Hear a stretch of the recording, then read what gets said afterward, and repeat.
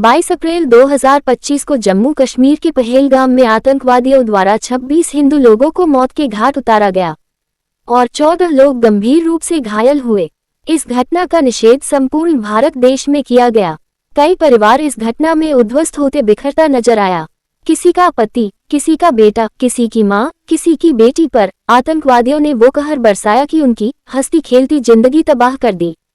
आखिरकार इन इस्लामी पाकिस्तानी आतंकवादियों के मंसूबे क्या थे? क्यों इतने दरिंदगी बेदर्दी से कई परिवार के घर उजाड़ दिए गए? आखिरकार क्या गलती थी इनकी? ये हादसे से पूरा भारत देश हिल गया और केंद्र सरकार प्रधानमंत्री नरेंद्र मोदी द्वारा एक उचित कदम उठाया गया। हमारी देश की तीनों नौसेना ने एक एक आतंकवादियों को चुन चुन कर मार गिराया।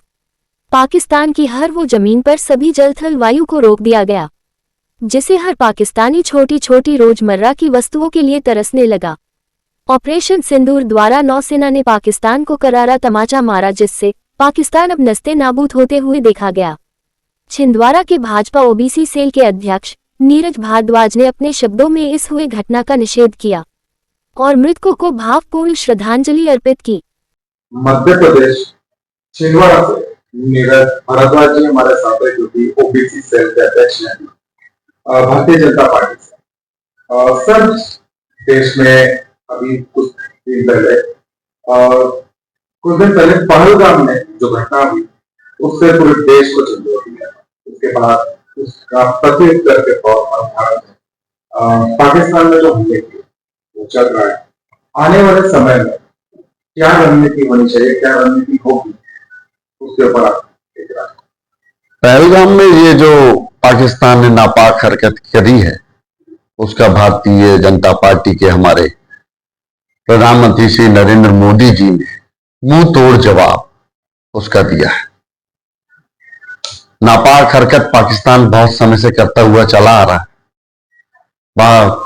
भारतीय जनता पार्टी ने और दूसरी पार्टियों ने भी इसका समर्थन करते हुए, उनके ऊपर प्रतिकार करते हुए जो निर्णय लिया है कल, वो एक सराहनीय कदम।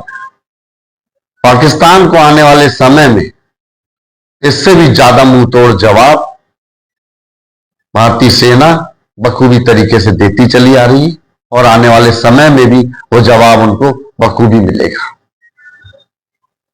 हिंदुस्तान काफी समय से आतंकवाद की मार झेलता हुआ चला आ रहा है। अब ये असहनीय हो चुका है जिसका परिणाम पाकिस्तान को आने वाले समय में इससे भी ज्यादा खामियाजा उसको भुगतना पड़ेगा और भारतीय सेना पूरी तरीके से तैयार है और हमारे नेतृत्व पे हमें पूरा भरोसा है और भारत की जनता इस चीज को जानती है और आने वाले समय में आप इसका जवाब और अच्छे से देखेंगे। असम के मुख्यमंत्री ने कहा है कि पहलगाम के जितने भी जो उन्हें छाप दे रहे हैं, जितने भी गद्दार है, बच नहीं पाएंगे। इस पर आपने क्या कहेंगे? इतने राम कहां से लाऊं, हर एक घर में रावण है, ये कहावत हमें अपने देश में भी इस तरीके के गद्दारों को पहचानना है और आने वाले समय में आप देखेंगे कि हिंदुस्तान के अंदर इस तरीके के गद्दार जो देश को बांटने के लिए पुरजोर तरीके से भिड़े हुए हैं, उन सब का सर्वनाश, उन सब का संहार हमारी सेना, हमारी पुलिस बल पूरे तरीके से तैयार है और आने वाले समय में इसका परिणाम बहुत अच्छा निकलेगा। जी, आपको नहीं लगता 2014 से भारतीय जनता पार्टी की सत्ता देश और उसके बावजूद भी आप एनआरसी लागू करना चाहते हैं, नहीं कर पाते हैं? देश में बाहरी लोग हमारे देश में रह रहे हैं जबकि विदाउट वीजा, तो उसके बावजूद भी किसी तरह का कोई एक्शन या किसी तरह का कोई सर्च ऑपरेशन ऐसा कुछ चलाए बिना हम इस चीज की राह देते कि ऐसे हमने होते रहेंगे? एक भारतीय जनता पार्टी के लीडर होने के नाते आपकी प्रश्न। देखिए, कोई भी चीज को लागू करने में समय लगता है। अगर विरोधी पार्टियां या कुछ ऐसी पार्टियां जो अराजकता फैलाने वालों का साथ देती है, उनको ये समझना होगा, उनको भी ये सोचना होगा कि ये जो लोग इस तरीके की अराजकता फैला रहे हैं देश में, इस तरीके के जो आतंकवाद, उग्रवाद और इन चीजों को बढ़ावा दे रहे हैं, घुसपैठियों का साथ दे रहे हैं, चाहे बांग्लादेश घुसपैठिए हो, चाहे रोहिंग्या हो, इनका साथ दे रहे हैं। इनको ये समझना होगा पार्टियों को, अगर हमारे साथ दे, भारतीय जनता पार्टी का साथ दे, घर में सबसे पहले लड़ाई हमको लड़नी है, ये हमारा साथ दे, तो ये घुसपैठिया 4 दिन भी नहीं रुक पाएंगे।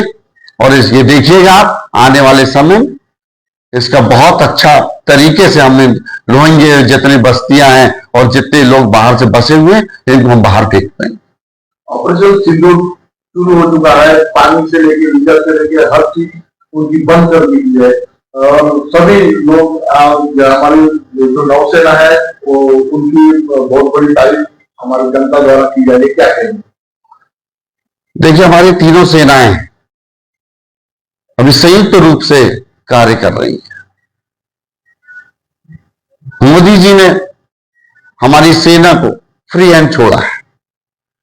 एक समय में ऐसा होता था कि पहले सरकार से पूछा जाता था, ऊपरी अधिकारियों से पूछा जाता था, फिर कार्य किए जाते थे, फिर एक्शन लिया जाता था। ये मोदी जी की सरकार है, इसमें निर्णय सेना को स्वयं लेने का अधिकार दिया है और उसी का परिणाम पाकिस्तान चारों खाने चित पूरा विश्व भारत के साथ अडिगता से खड़ा हुआ है। ये नीति है हमारे मोदी जी की, जो अभी साकार और हो रही है, और इसी का परिणाम है कि उसके इतने पायलट, इतने प्लेन, इतनी मिसाइलें, ये सब नष्ट हो रही हैं। आप देखिएगा 2-3 दिन के अंदर में आपको सुखद समाचार भारतीय सेना आपको देगी। हमारे भारत देश को आपकी ओर से क्या एक संदेश रहेगा? जिन घर के गिरा हो चुके, जिन घर में मौतें हो चुकी हैं, ऐसे लोगों को आप क्या एक संदेश देंगे? ये तो एक जो चला गया उसकी कमी तो कोई पूरी नहीं कर सकता, लेकिन मैं उन विधवाओं के लिए, उन बच्चों के को बोलना चाहता हूं कि जिनके पिता इस दुनिया में नहीं रहे, भारतीय सेना आपको देगी। हमारे भारत देश को आपकी ओर से क्या एक संदेश रहेगा? जिन घर के गिरा हो चुके, जिन घर में मौतें हो चुकी हैं, ऐसे लोगों को आप क्या एक संदेश देंगे? ये तो एक जो चला गया उसकी कमी तो कोई पूरी नहीं कर सकता, लेकिन मैं उन विधवाओं के लिए, उन बच्चों के को बोलना चाहता हूं कि जिनके पिता इस दुनिया में नहीं रहे, वो धैर्य रखे। उनकी शहादत का पूरा बदला हमारी सेना ले रही है। उनकी ऐसी शहादत को हम व्यर्थ नहीं होने देंगे। ये विश्वास रखें मन में, ये जो सरकार है मोदी जी की सरकार है, और मोदी जी ने बोल के रखा था कि इसका परिणाम जिन आतंकवादियों ने ये दहशतगर्दी और ये काम किया है, उसका परिणाम उनको बहुत अच्छे से भुगतना पड़ेगा, और वो भुगत रहे हैं। पूरा देश हमारे इन शहीदों के साथ है। जिन लोगों ने अपने पिता, जिन बहनों ने अपने भाई, जिन पत्नियों ने अपने पतियों को खोया है, हम उनके लिए कहना चाहते हैं कि पूरा देश उनके साथ है और उनके साथ हर समय खड़ा रहे। पहलगाम हमले के पहले भी 2017 के बाद से बीजेपी सरकार आई, उसके बाद भी बहुत सारे हमले हुए हैं। विपक्ष का कहना है कि सरकार को सिक्योरिटी को लेकर बहुत ज्यादा कमजोरी है। पहलगाम हमले में भी विपक्ष ने कहा, तो क्या कहना चाहिए? देखिए, इसके पहले 2014 के पहले तो कितने हमले हुए हैं, इसका तो कोई गिनती नहीं की जा सकती। 2014 के बाद तो आप देखिएगा हमलों में बहुत कमी आई है। कोई भी चीज को समझने में टाइम लगता है। मैंने वही चीज बोला ना आपको, हमें अपने देश के आंतरिक मामले, जो लोग इस तरीके के पहले से उर्दंग और अराजकता फैला रहे हैं, उनको पहचानने में समय लगता है। और हमारी इंटेलिजेंस दुनिया की सबसे बढ़िया इंटेलिजेंस है, इस आतंकवादी हमलों को रोकने में बहुत कारगर साबित हुई है। अभी हमारे जो पहलगाम में हमला हुआ, हम उसको स्वीकार करते हैं कि हमारी इंटेलिजेंस में थोड़ी सी चूक हुई, लेकिन आतंकवाद को रोकने में भारतीय जनता पार्टी और हमारा नेतृत्व बहुत अडिगता से खड़ा हुआ है। और हमलों में बहुत कमी आई है। और आप विश्वास रखिए आने वाले कई साल तक पाकिस्तान जो आतंकवादियों को पनाह देते हुए आया है उसका खामियाजा उसको भुगतता है। और ये आने वाले समय में आतंकवाद पूरा जड़ से खत्म होगा। सर, छिंदवाड़ा वासियों को और पूरे देशवासियों को आप पहलगाम हमले के बाद किस तरह से संदेश देना चाहेंगे, शांति बनाए रखें या जो भी आप कहना चाहें, क्या कहेंगे? ये देश बहुत मजबूत देश है, हिंदुस्तान बहुत मजबूत देश है और यहाँ का हर वासी हिंदुस्तान का कसम खा के बैठा हुआ है कि पाकिस्तान के नापाक इरादों को खत्म होना चाहिए और पूरा देश एकजुटता से खड़ा हुआ है। यही एक हिंदुस्तान है जिसमें सर्व धर्म सम्मान, और ये हमारी सेना के लिए और हमारे देश के नेतृत्व के लिए पूरा देश उनके साथ है। आने वाले समय में अपन लोग पाकिस्तान के निस्तनाबूद होते हुए देखेंगे और ये देश बहुत प्रसन्न रहेगा। हमारे देश की दो श्रेणियों में सभी पहलगाम में हुए हमले को विरोध कर और पाकिस्तान को निस्तनाबूद कर दिया। अभी भी हमला शुरू है, क्या कहेंगे दो श्रेणियों के लिए? मां दुर्गा का रूप जब अपना रूप दिखाता है, मातृशक्ति बहुत बड़ी शक्ति होती है और मोदी जी ने मातृशक्ति पे भरोसा करके ये सिंदूर का प्रोजेक्ट उन्होंने किया है। ये भरोसा मातृशक्ति पे वो किया हुआ है। ये मातृशक्ति कभी देश को झुकने नहीं देगी।